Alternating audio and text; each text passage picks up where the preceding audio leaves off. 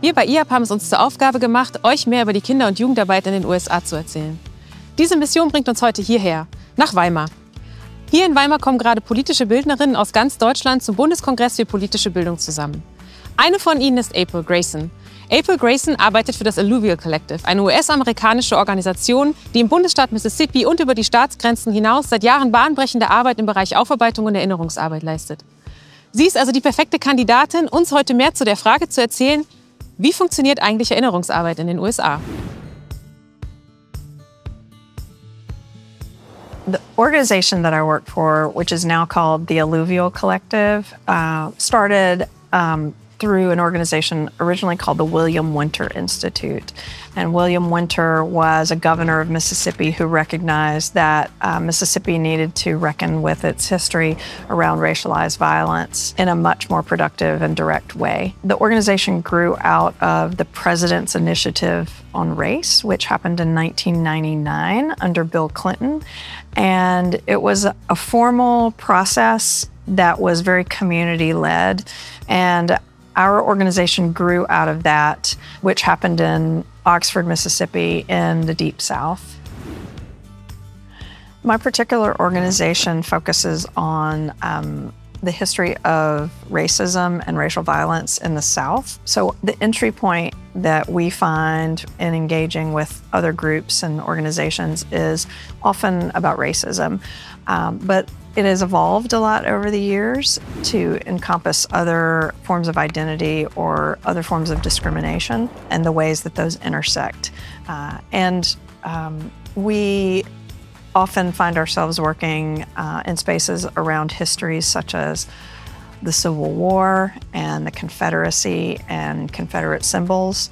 For example, in New Orleans, we worked with that community to help them decide about how to remove Confederate symbols in that space.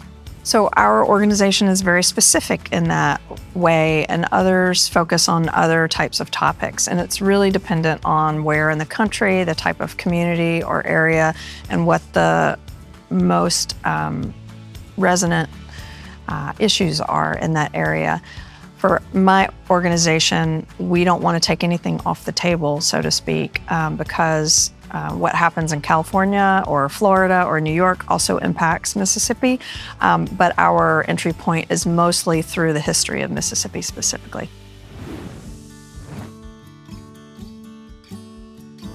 In our youth-focused work, we usually work with high school students, which in the U.S.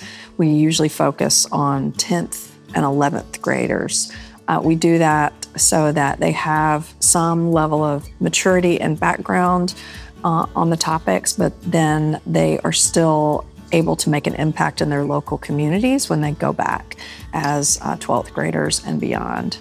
We also do a lot of intergenerational work, which is really important to me because I think we learn from each other, whether we're older, learning from younger, or younger learning from older. And so we have less formal programs, but more programs that we develop in response to community needs for intergenerational programming. Our work has a foundational approach, whether we're working with youth or with elders or anyone in between. And it's really based on trust building and community building as the basis for any conversations about more challenging subjects. It's very, very important in our work. We use a lot of techniques around story sharing and storytelling, using your own experience as a launching point for talking about larger histories, about larger topics such as racism, such as the history of Mississippi or the US, or even beyond. And so we also believe very much in using shared agreements, which in our work we call the guideposts. And that is something that we start with every group. We go over our shared agreements about how we'll operate as a group of people, interacting, speaking from only our own experience, things like maintaining confidentiality so that we're not sharing other people's stories. These are very foundational to our work and very important. The biggest challenge to our work is engaging people who think that what we do is not for them, for political or ideological reasons. But once people experience our work, they understand that we try to create space for all perspectives. And so once people experience the work, they rarely push back on it or give us any backlash.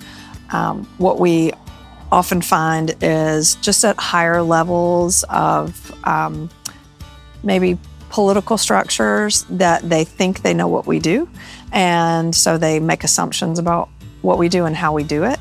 But once they're introduced to us and our methodologies, they often realize that we are creating spaces where people can have different perspectives about very hard topics. One of the really important differences in Germany and the US in terms of civic education is the structural supports or lack of. In Germany, there's much more support financially and institutionally for this work, whereas in the US, it's much more dependent on a specific organization fundraising, which in the positive gives us a lot of autonomy over the kind of work that we do. We don't have as many expectations about how we structure or what we do. Some, but not as much as in Germany. Specific to memory work and historical memory, I think that a stark difference between Germany and the US is that Germany has had very high-level institutional expectations of memorialization work and memory work, whereas the US, it's very grassroots, it's very community-based, and we have not had any kind of governmental structures and expectations. In terms of youth work specifically, it became very apparent in my learning that Germany and the US have very different definitions of what youth means, and so sometimes that creates some opportunities for misunderstanding. In the US, youth is defined as a younger age group than in Germany. And so I feel like in the US, sometimes young adults get left out of the conversation of civic education because either they're in university or they're kind of out in the world and there aren't programs specifically designed for them. They fall somewhere in between youth and what we think of as adult programming in the US, and so sometimes they're left out of the conversation. I love people, and my work gives me the opportunity to meet and hear from so many people and their stories.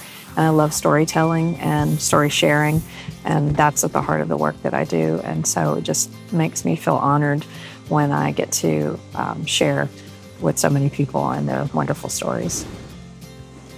I think it's important to not make assumptions that you know what people are going to come into the program with. So doing a lot of relationship building on the front end, establishing certain definitions of terms and expectations, even things like what youth means in each country.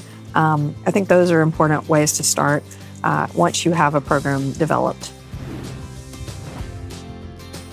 I think that a lot of people don't understand what remembrance work is, and they have a pretty negative connotation of examining painful histories. And I wish that people would understand how much healing, how much relationship development, how much joy you can get out of that kind of work, that it's actually a very positive experience rather than just something that focuses on the pain of history.